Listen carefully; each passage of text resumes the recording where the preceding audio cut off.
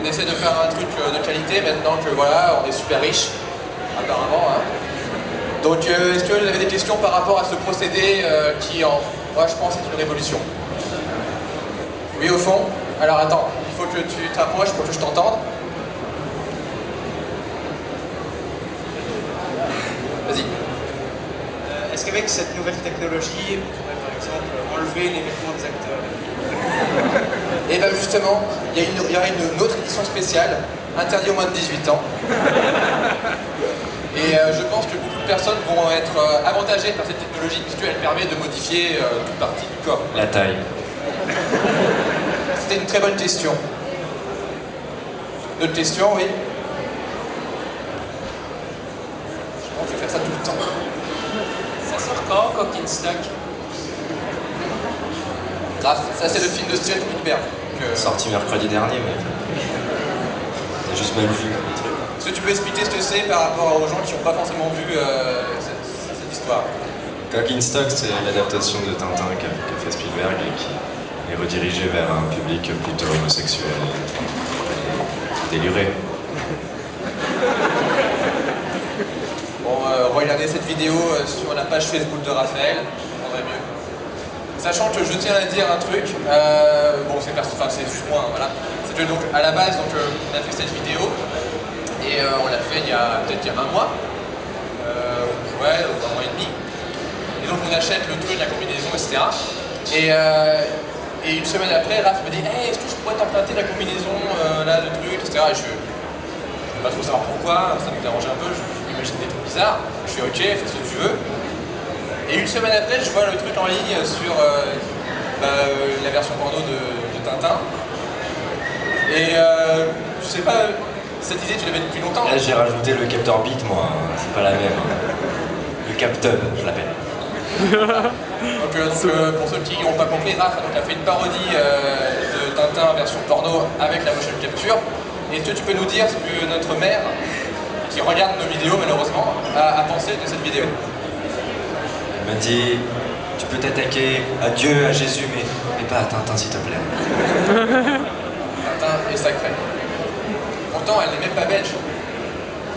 Donc, est-ce que vous avez d'autres questions liées ou pas à la motion capture? Hein, faut mettre une vraie question aussi, hein, on prend aussi les vraies questions. Très bien. C'était une super conférence. Merci à tous. Alors, est-ce que Mathieu peut nous parler, en fait, parce que Mathieu a vraiment un pouvoir, il peut changer d'accent tout le temps.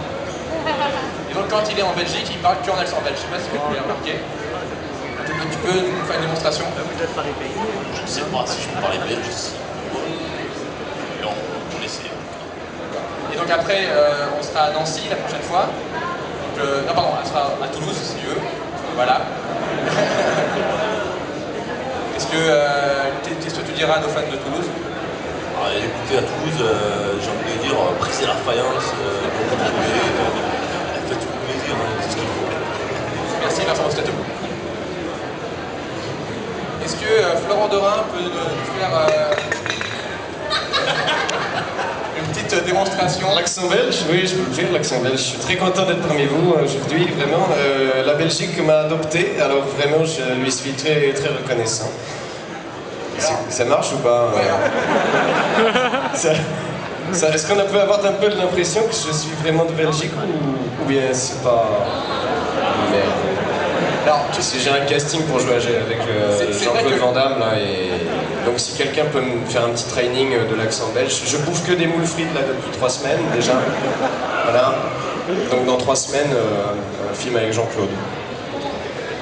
Mais je pense que tu as d'autres talents que... Oh, ça va, non. Que celui des accents. Oui, bah, j'espère bien, oui, je sais pas, je sais très bien jouer la neutralité, regardez. Là, je suis plein de vie, je suis en action. Et vous allez voir, c'est étonnant. Je peux devenir neutre. Neutre.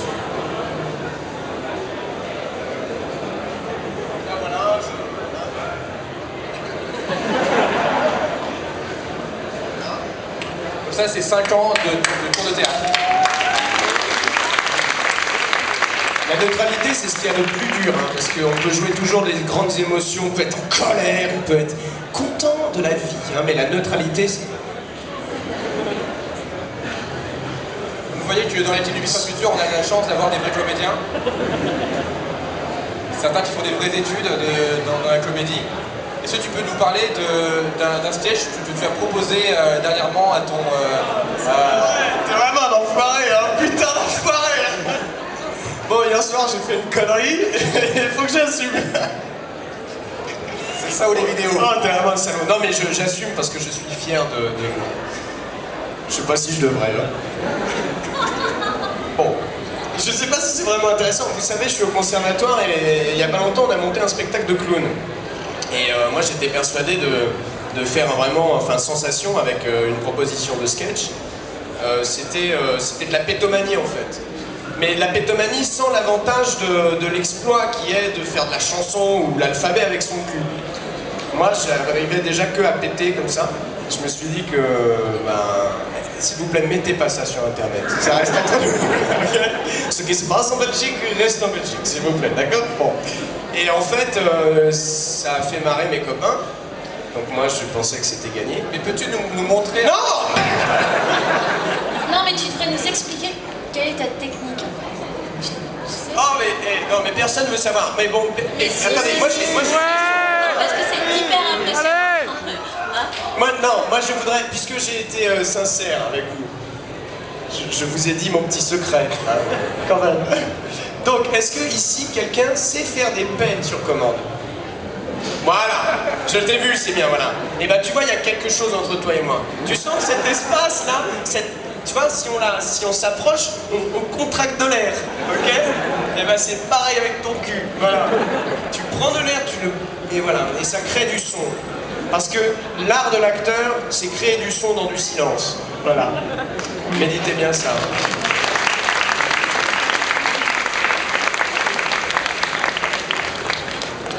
Merci Florent pour ce cours de jeu. Est-ce que tu avais des questions par rapport au tube Florent? Oui, tu lèves le bras ou tu prends une photo? Voilà. Enfin, tu prends une photo. Quelqu'un, une question? Tout semble clair? Bon, bah voilà. Bon, moi, je vous dis que je pète sur commande, mais bon, voilà. C'était quoi le rapport avec l'histoire de clown au début, en fait? Parce que c'était pour un sketch. En fait. Mais montre-nous... Non! Merde! Non, je ne le ferai pas! Je ne le ferai pas! Allez! Écoutez, hier soir, j'ai fait ça parce que j'étais un peu bourré. Aujourd'hui, je suis tout à fait conscient. Et en plus, avec votre présence, quand même, vous pensez qu'on est là et qu'on s'amuse, c'est quand même de la pression. Et la pression, c'est anti-pétomanique. Ok? Puisque ton trou de balle, il est tout serré. Tu vois? Donc voilà, je peux pas. Techniquement, je peux pas. Oui, je suis désolé. apportez de la bière. Est-ce que tu peux au moins nous mimer et nous expliquer quelle était la mise en scène? Parce que la mise en scène de ton sketch est énorme, franchement. Oui, bon, bah, l'idée, c'était d'en faire une chose un peu solennelle, genre une entrée neutre, comme ça, tu vois. Tu marches tout droit, neutre, quoi, tu vois, et puis après, tu te défroques et tu pètes. Bon, voilà. Donc, et après... Oh, mais il y a une position, non? On va pas parler 1 heure de ça, merde, putain. Non, parce que des dossiers, on en a tous sur tout le monde, hein. Alors, on va pas commencer à faire les cons, les mecs, hein. Non, mais moi, ce que je trouvais énorme, c'était que tu essayais de défendre ton sketch avec tes profs. Oui, parce que donc, au moment où j'attendais un retour de la part de mon prof, on faisait comme ça une succession de sketchs, et celui-là, il le passe. Alors moi, j'étais choqué, je me dis, merde, putain, qu'est-ce qu'il a oublié et tout. Alors je lui dis, excuse-moi, mais tu n'as pas des choses à me dire? Et là, il me dit, bah non. Je lui dis, comment ça, putain, merde, enfin, je sais pas, non, mais il n'y a rien à dire. Oh, j'étais démoli. Après, du coup, je me suis engueulé avec lui, hein, pour qu'il me fasse des retours. Il m'a dit que j'étais un débile mental, il m'a viré de son con, voilà. Merde, voilà, super, c'est ça que tu voulais connaître, hein? Merci Florent de nous partager cette histoire douloureuse. J'espère que ta carrière de pétomane décollera un jour. Mais tout ce qui ne tue pas te conforte dans l'idée qu'il faut savoir péter sur. Merci Florent. Donc, qu'est-ce qu'on peut dire globalement sur... est-ce que déjà vous avez vu tous la fin de la saison 2? Ouais. Bon, et à la la fin vous êtes dit ah tant mieux, plus d'épisodes, c'est ça? Non. Ah bah de merde. Donc je vais essayer de répondre à une question que l'on m'a posée 10 000 fois aujourd'hui et je pense que vous vous demandez, c'est est-ce qu'il y aura une saison 3? Alors, qu'est-ce que je peux dire concrètement là-dessus?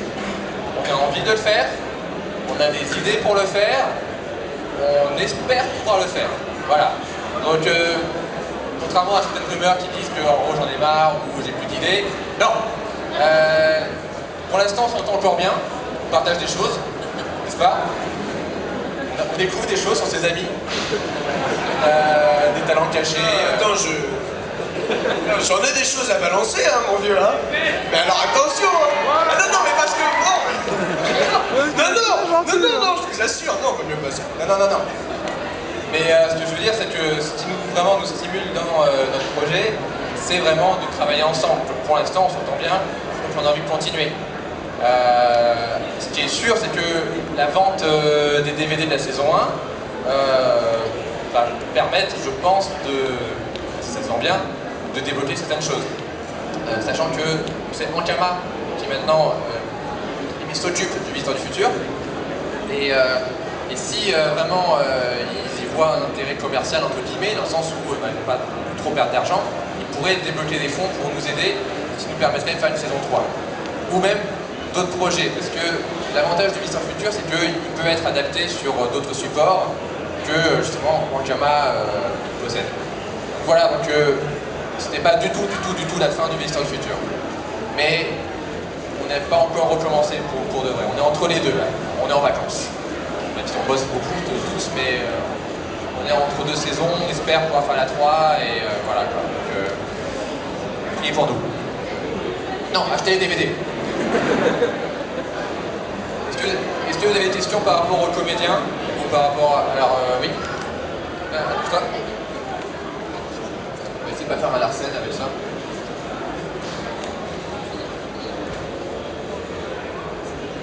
Alors moi j'ai une question pour toi François. Pendant la création de la saison 1, tu as dit que tu n'avais pas vraiment beaucoup de temps pour le faire, c'est doucement du bricolage. Donc est-ce que maintenant, si tu pouvais changer une chose par rapport à la saison 1, qu'est-ce que tu pourrais changer?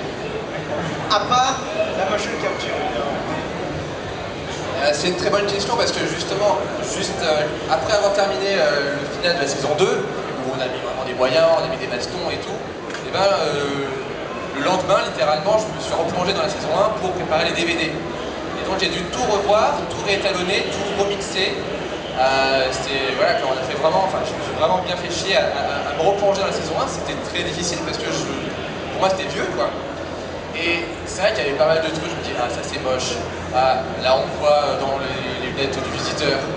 Mais en même temps, enfin voilà, si on a fait ce sketch sur l'édition spéciale, c'était exactement pour montrer que ça sert à rien de recommencer indéfiniment la même histoire quoi. Pour moi la saison 1, elle a ses défauts, elle a ses qualités. Mais bon, ce sont les miens, quoi. Je les assume, et surtout, j'aurais pas pu faire la saison 1 si je l'avais... Enfin, j'aurais pas pu faire la saison 2 si j'avais pas fait la saison 1 comme ça. C'est-à-dire un peu en mode bordélique, en mode on sait pas ce qu'on fait, on continue, on découvre, on expérimente. Et je pense que c'est ça qui fait que la saison 1 a vraiment une personnalité propre. Pour moi, les deux saisons, c'est comme deux films différents, où il y a les mêmes personnages, mais finalement, en termes d'esprit, chacun a son esprit. Et la saison 1, si on devait recommencer la saison 1, mais avec plus de moyens, je sais pas, ou en corrigeant des défauts, et ben je pense qu'on n'aurait pas le même humour quoi. Autant faire autre chose, différent, et laisser la saison 1 telle quelle quoi. Alors après peut-être que je deviendrai vieux, gros, moche, et après je déciderai de refaire des reboots de la saison 1 indéfiniment, mais bon, pour l'instant, ça me semble pas utile quoi, parce que j'ai envie de raconter d'autres histoires avec les mêmes personnages, plutôt que de répéter les mêmes histoires. Voilà.